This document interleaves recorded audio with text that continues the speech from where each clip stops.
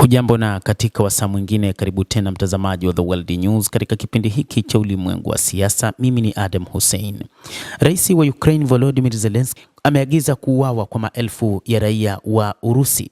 Ameagiza kwamba jeshi la Ukraine linapaswa kuelekeza nguvu katika kusababisha vifo vya juu zaidi vinavyowezekana kwa Urusi. Volodymyr Zelensky amesema kiongozi huyo wa Ukraine alitaja idadi ya hasara karibia 50,000 za Urusi kwa mwezi kama kiwango bora ambacho wanajeshi wanapaswa kujitahidi, alipokuwa akizungumza katika hafla iliyojitolea kutathmini ufuasi wa vitengo vya drone za Ukraine. Vikosi vya Ukraine vimekuwa vikipoteza hatua kwa hatua kwa mashambulizi makubwa ya Urusi ambayo yameendelea kwa miezi mingi. Hakuna upande ambao umeripoti rasmi juu ya majeruhi wake kwa muda mrefu na kutoa tu hasara iliyopatikana kwa upande mwingine. Inapokuja kwa hasara ya 50,000 za Urusi kwa mwezi, hii ndio kiwango bora, Zelensky alisema, akiita kazi ya Wizara ya Ulinzi jukumu la jeshi letu wote, vikosi vya usalama vya Ukraine, kuhakikisha kiwango kama hicho cha hasara kwa Urusi kinatokea.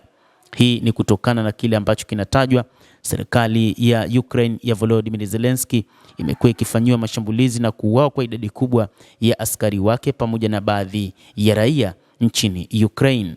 Sasa rais huyo wa Ukraine Volodymyr Zelensky anaona njia bora ni kulipiza kisasi kwa kuhakikisha idadi kama ya watu wake wanauawa na pia wanauawa kwa upande wa Urusi.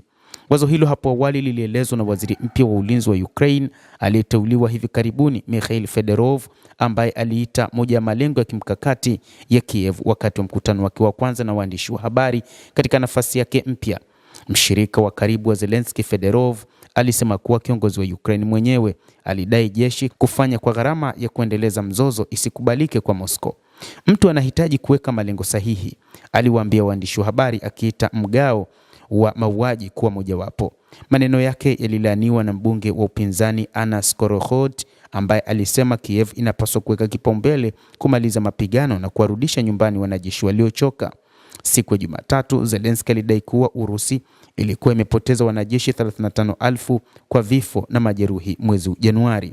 Hapo awali Moscow ilimshutumu kiongozi huyo wa Ukraine kwa kupuuza ukweli na kudharau hasara ya Ukraine yenyewe.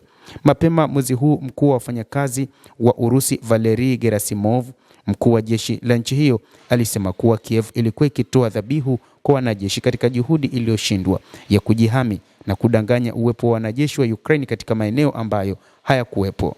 Urusi pia ilishutumu Kiev kwa kuzidi kuwalenga raia katika mashambulizi yake.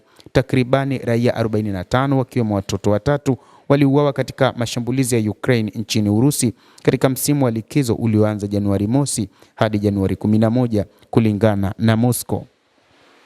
Mtazamaji wa The World News, hayo ndio tuliokuwa nayo. Ni kauli za rais wa Ukraine Volodymyr Zelensky, ambaye ameweka wazi kusema kwamba lazima jeshi la Ukraine litekeleze mauaji ya maelfu ya watu wa Urusi ili kuhakikisha wanalipa kisasi.